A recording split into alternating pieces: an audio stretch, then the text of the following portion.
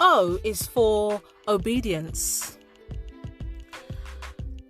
It's a crazy theory, or maybe not so crazy, but I tell you what, it's got me through life. It's got me through several seasons and continues to do so. I'm a person who likes to plan. I like to organize. I like structure. I like having a purpose, a reason to get up in the morning. I don't particularly like it to be the same thing every day. And so I do like the variety that my life holds. I like the variety that my work offers, but there needs to be something to wake me up. And I'm not somebody who sleeps a lot, so I like to have something to wake me up in the morning and to get my teeth into, sometimes before the children have woken up, or my husband has woken up. And so what I suppose the way I look at my life, and I have done for a number of years now, and it's brought me comfort. And as I said, there's no basis to this other than me thinking in a logical way, is that there is a list. I mean, I love a list. I love to tick off a list. I feel like there's a sense of achievement. And I like to complete things. And so lists really work for me. And I think of my life like a list. And I think point 1 was my birth. I don't know what number the last point is until I go to be with the Lord, but I don't know how long that list is. But I like to imagine, and what got me through, I guess, when I was single and not wanting to be was, I imagined that my marriage, or meeting the man that I was going to spend the rest of my life with, was point 27, for example. And I was at point 12. So I still had a number of things to do before God could deliver my husband. And that's what brought me through, because there were many times when the Lord would speak to me about something and I would put it off and delay it and run away from it and be fearful of it. And it's like, I mean, I don't know if this is the case, but I felt as if the Lord was saying to me, I have this for you in your future, but I need you to follow the order, because otherwise, if I jump to point 27 with you, it's going to be really, really messy. Really messy. And so it's helped me to get through seasons, as I said, because I feel like there is an order. And all I need to do is wait for God to give me the next one, the next instruction, the next direction. And I need to be obedient and I need to follow it. And once I've completed it, He'll give me the next one. And if you're single and you can't relate to what I'm saying with regards to relationship, think about another area of your life. For example, your work.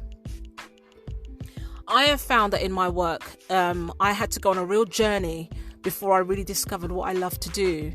But what I did discover is that every career or journey or corner that I took has all been relevant for what I do now. None of it was wasted, even the bits that I really disliked, to the point of illness. I would have this kind of phantom tummy ache or headache. It's not as if I was making it up, but I would literally feel ill at the thought of going into work quite often, especially in the early days when I was working in banking. I'm a creative, so you can imagine banking for me was just the most awful, mundane, processed type of existence that I completely resist. And that's what I was doing, and I did it for 7 years. And I was too young to realise that there was another world out there and that there were options for me. And my mom was so proud that I'd got into banking and everyone seemed so happy and thought I was crazy to not want to do it. And how I came away from it is a whole other story. But I soon discovered that it wasn't me at all, not at all. And so I had to go on a journey. And I had to be very, very inquisitive of the Lord and ask, what is it? What is it that you have for me? What is my gifting? What is my calling? What's my purpose for now, for here, for today? But to be able to ask those questions, you have to be able to hear the answers. To be able to hear the answers, you have to be in tune with God, which means building your relationship with Him. And for you to hear his voice, you have to know what his word says, because he'll often speak to you through scripture. He may speak to you through worship. He may speak to you through the people that he surrounds you with. But if the people you're surrounded with are not men or women of God, would they be hearing from God to be able to pass the message on to you? And of course, God can use all things. There's times when I've received messages via very random means. But generally, if you surround yourself with the things of God, you're more likely to be able to hear what he has to say to you. And so if you're operating outside of obedience, and I say outside of obedience because I don't want to say the word disobedience, because I don't think it's the same thing.